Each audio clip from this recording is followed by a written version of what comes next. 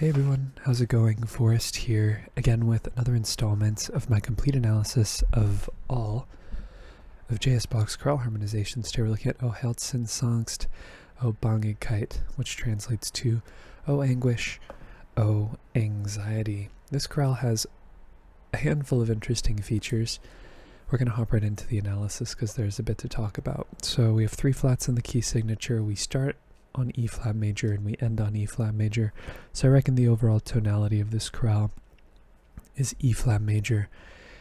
We move from one to another 1 chord, E flat, B flat, E flat, and G. Just some vocal rotation between the melody and the tenor here, so we don't need to reanalyze. And we're getting ready for a half cadence, a very interesting half cadence actually. We go to A flat, E flat, and C, which is our 4 chord, A flat major, passing 7th in the tenor, and then we have A flat, F, D, and B flat, which is B flat 7 over A flat, which is 5-4-2. Very interesting to end on a 5-4-2 chord, but a half cadence nonetheless. And we would expect that to resolve down a 5th, and the bass would resolve down by step. But interestingly, and I don't know if this constitutes as if this constitutes an irregular resolution of a 4-2 chord, because we typically expect the bass to resolve down by step, but the bass leaps up a 7th instead. So I think that that's kind of quirky, and even though the chord that we would expect is the chord that gets resolved to here, but the fact that it leaps up a 7th in the bass is definitely new. I have not seen that in Bach's chorale writing. We get G, B flat, E flat, and E flat, which is our tonic triad and first inversion. And our next cadence is a perfect authentic cadence in the key of E flat major as well, so we don't have any modulations just yet. We then have F, A flat, D, and F, which is D diminished over F, that's 7-6. And we have some passing tones here in the bass and the alto, which I think are very important because the chord that we get next is actually not the chord that we would expect. We typically would expect after a 7-6 chord, especially after a 1-6 chord, we would expect a tonic triad and root position. And these passing tones serve as a buffer between the 7-6 chord and what comes next, which is a 5-7 chord. D, A flat, B flat, and F, 5-6-5 more specifically. When we have 2 chords like 7 going to 5, which is not a very common progression in Bach, but we do see the chords sometimes used one after the other. It's less of a progression and more of a prolongation of the idea of the dominant, right? Because both of these chords want to resolve to 1, or they want to resolve to a stable chord, basically. In Bach's tonal language.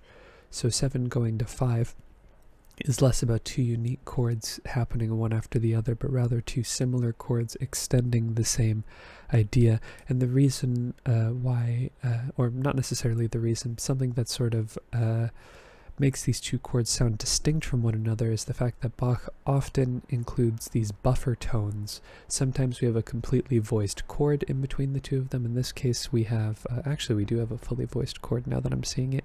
We have E flat, we have A, we have C, and we have F, which in the key of E flat major is 2-4-2. Which resolves to a 5-6 chord, which is pretty cool. But in the grand scheme of things, if you're just looking at harmonies on the harmonic rhythm, so beats 1, beat 2, and beat 3, in a chorale it's in triple meter. When we're looking at the 2 dominant chords that happen in succession, it's not uncommon for Bach to include these, what I've been calling them buffer tones, in between the 2 chords to sort of separate them and make them have more of a distinction between the 2 of them. Regardless, 5-6-5 resolves to 1, E flat, G, B flat, and G. It's our tonic triad. Root position. Then we have E flat, C, F, and A flat, which is F minor 7 over E flat, another 2-4-2 chord. We would expect that to resolve to 5-6, which it does. D, B flat, F, and A flat, more specifically 5-6-5. C is a little neighbor tone here in the bass, and then we get B flat, D, F, and B flat. Sorry, this is a D, D, B flat, F, and B flat, which is just taking our chord and putting it in first inversion but removing the 7th, and then we go to our tonic triad, E flat, B flat, E flat, and G, and that chord is just revoiced on the end of the phrase. E flat, G, B flat, and E flat. No need to reanalyze. Okay, next phrase takes us to the key of B flat. We end with a perfect authentic cadence, and I think the first chord is going to be our gateway to that key. We have B flat, D, and F, which is B flat major. That's our 5 chord in the key of E flat, and it is our tonic triad in the key of B flat.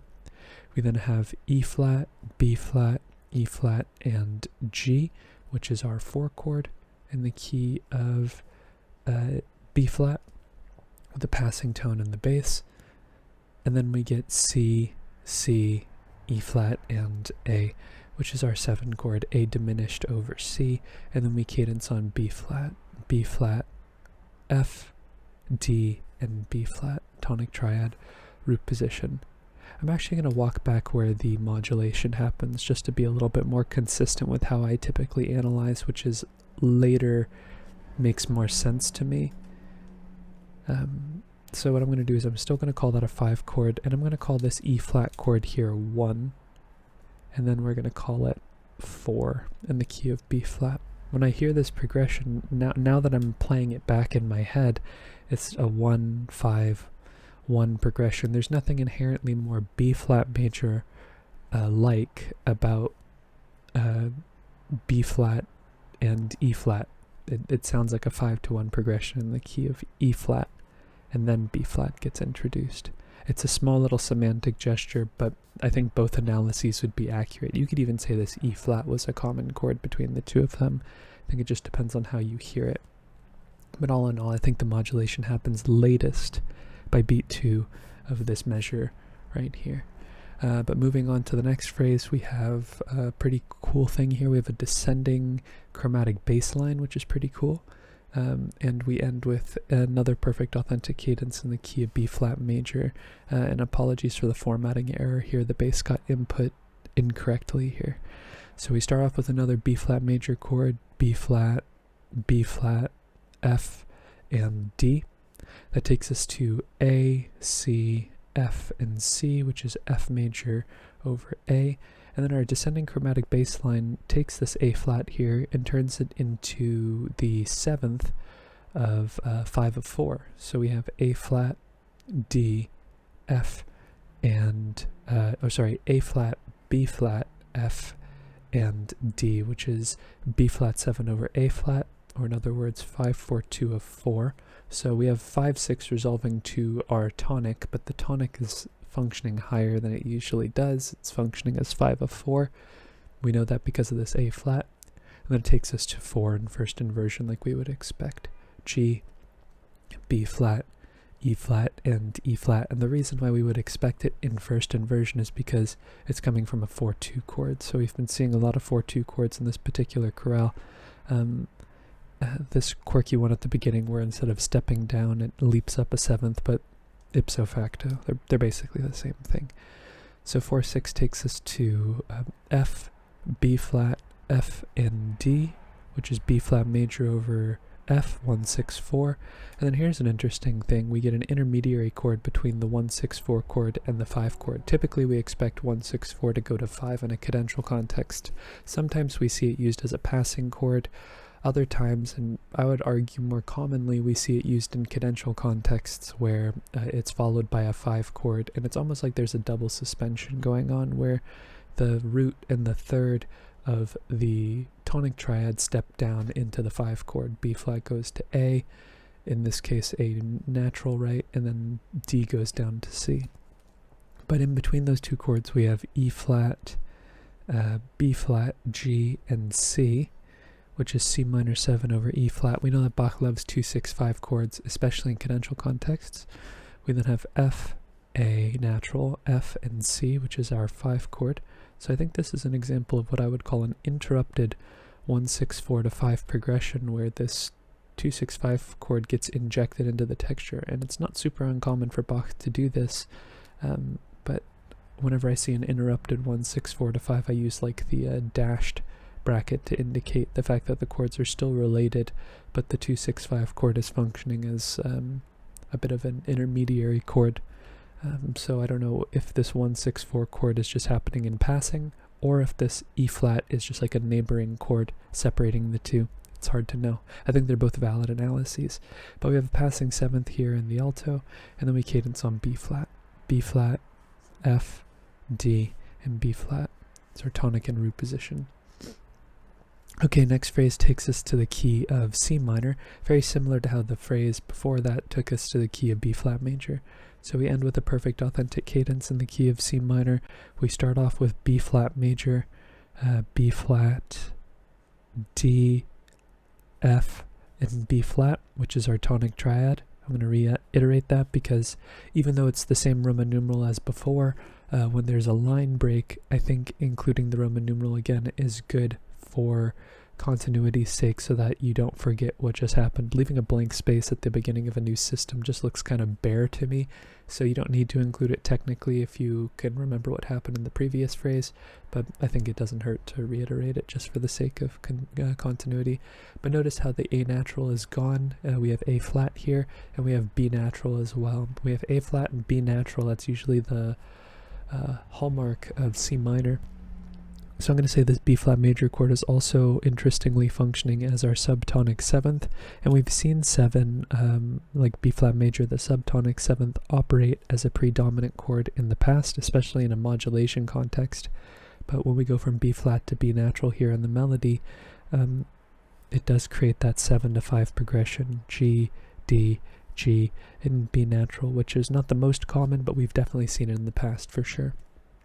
So this is our 5 chord, passing 7th in the bass, and here's another interesting chord. We have E flat, G, G, and B flat, so seemingly we have a E flat augmented chord here, which is kind of interesting, but I think this is just an accented non-chord tone here in the bass. And Bach, as we know, or if you don't already know, if you haven't watched my videos, Bach gets the most contrapuntal in his cadential situations. Like if you look at if you just pick a random Bach chorale, chances are when you look at the most rhythmically or contrapuntally dense section in the chorale, you're going to be looking at a cadence, and it does make analyzing some of the chords more interpretive. It's a process that you have to think a little bit outside of the box.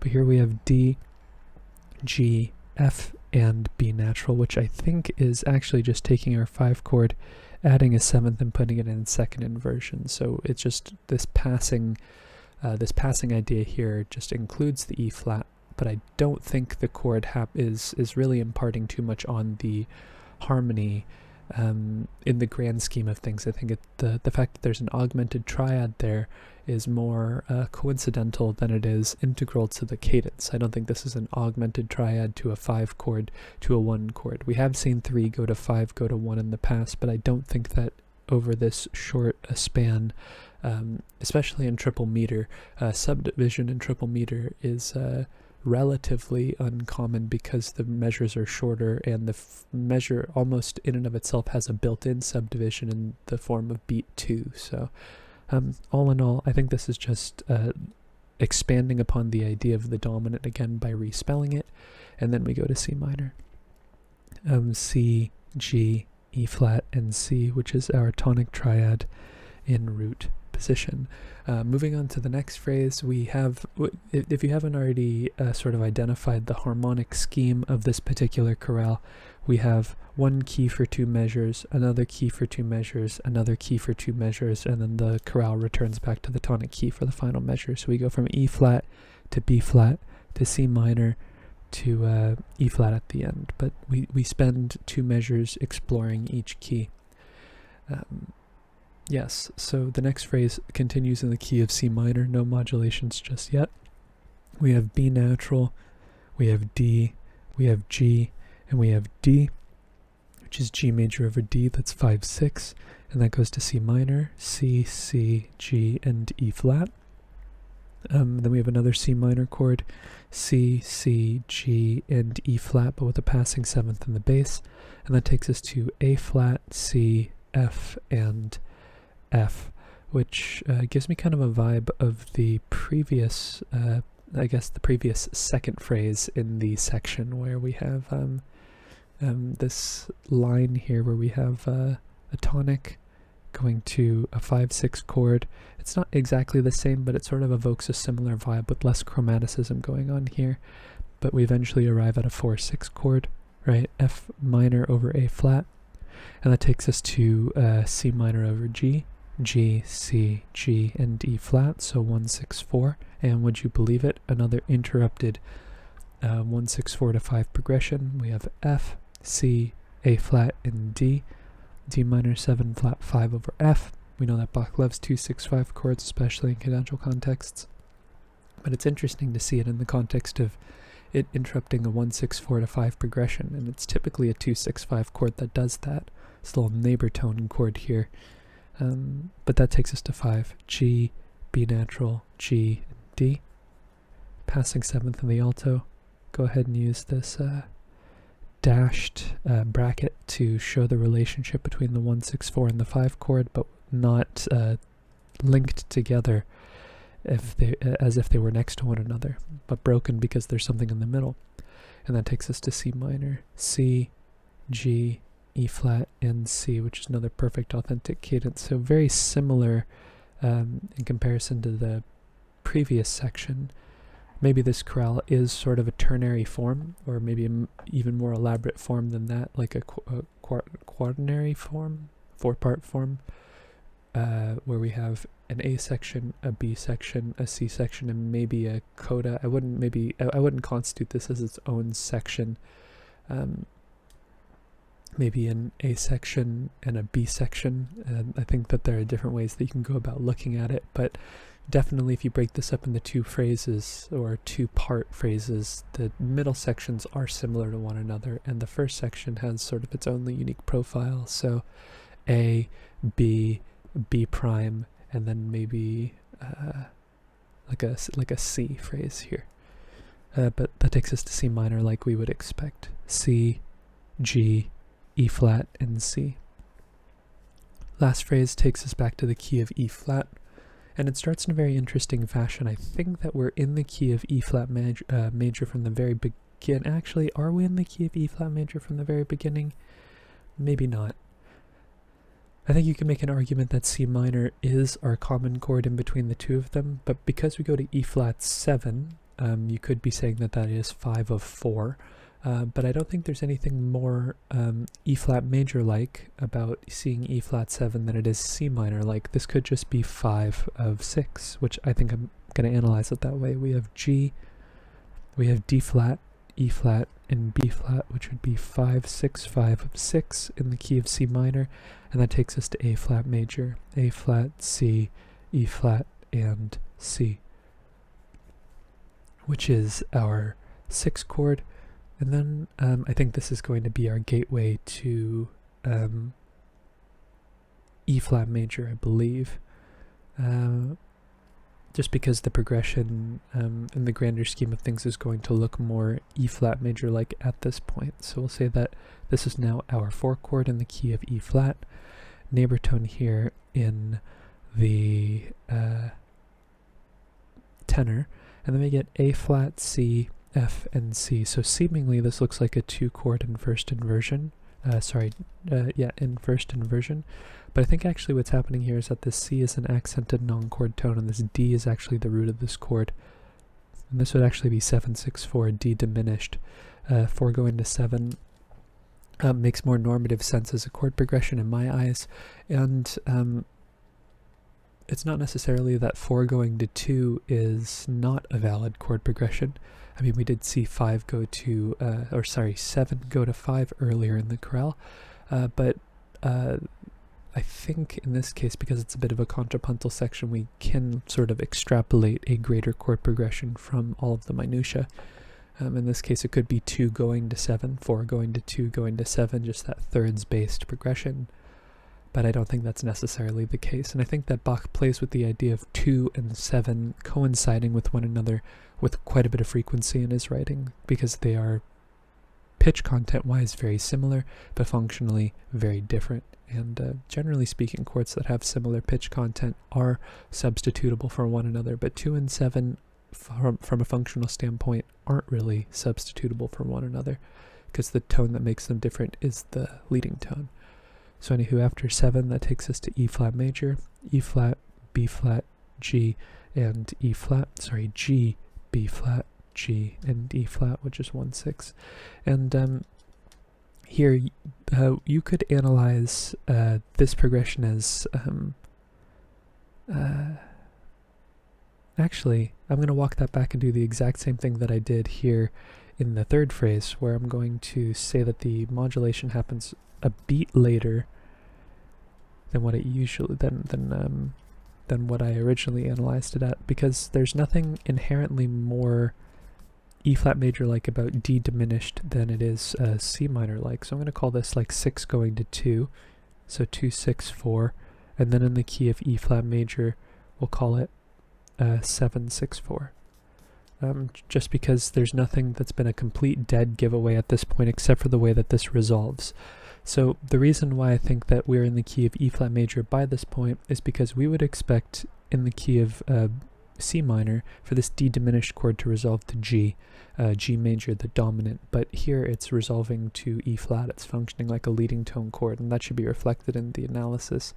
There's nothing inherently wrong with the analysis I had before, same justification that I talked about earlier. You could say that this C minor was the common chord between the two keys and just analyze everything in E flat from that point. But I think there's nothing inherently more E flat major like about any of these chords until we get to the very end of the modulation zone.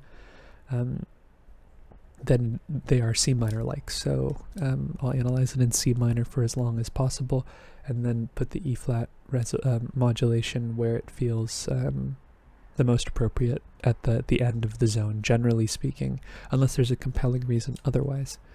But we have a passing tone in the bass. That takes us to B flat, G, and E flat. It's another 1 6 4 chord, no need to reiterate the Roman numeral. Then we have F, which is non-chord tone. E flat is still a chord tone here, so we won't mark it.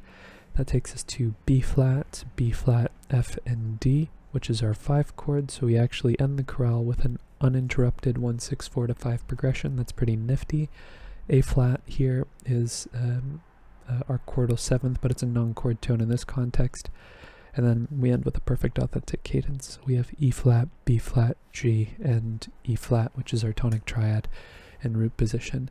And that is today's analysis. All in all, the chorale is moderately straightforward. There are a couple of sections in here that required a bit of outside of the box thinking, but all in all, the harmony more or less operated the way that we would expect it to. Once we got to the chord that we analyzed, it resolved the way that we would expect. But some of the bigger takeaways that at least I think are noteworthy of this particular chorale are this unusual 4/2 resolution here at the beginning of the chorale. We have a chromatic bass line, and it's a descending chromatic bass line, which I find to be more fascinating in comparison to ascending chromatic bass lines, and that just has to do with the virtue of the harmony and how chromatic tones work in either direction from a functional standpoint. We have the tonic operating as 5 of 4, which is pretty cool. This is technically the tonic operating as 5 of 4 as well, but we are analyzing it in C minor rather than E flat major, so we do see it 1 and maybe a half times here. The interrupted 1 6 4 to 5 progressions are interesting as well. I don't know whether or not this 1 6 4 going to 5 is part of the cadence or if it's just a passing chord and I shouldn't mark it, but in 3/4 time, which is typically where we see these interrupted 1 6 4 to 5 cadences, it feels like the 1 6 4 happening on the strong beat of the measure feels significant to me. So I feel like it is being interrupted, but like I said, there are alternative ways of analyzing this, and they may or may not involve connecting the 1-6-4 and the 5 chord. And the potential of there being an augmented triad is also pretty interesting as well. And I think that's all I wanted to talk about in today's chorale, so I'm going to cap the video off on those thoughts. If you're interested in following me along on the journey to analyze all of Bach's chorale harmonizations, feel free to subscribe to the channel. You can hit the notification icon and like the video if you enjoyed the content as well. Thank you so much for watching the video and supporting the channel by doing so. I look forward to tomorrow's analysis, and I hope you take care.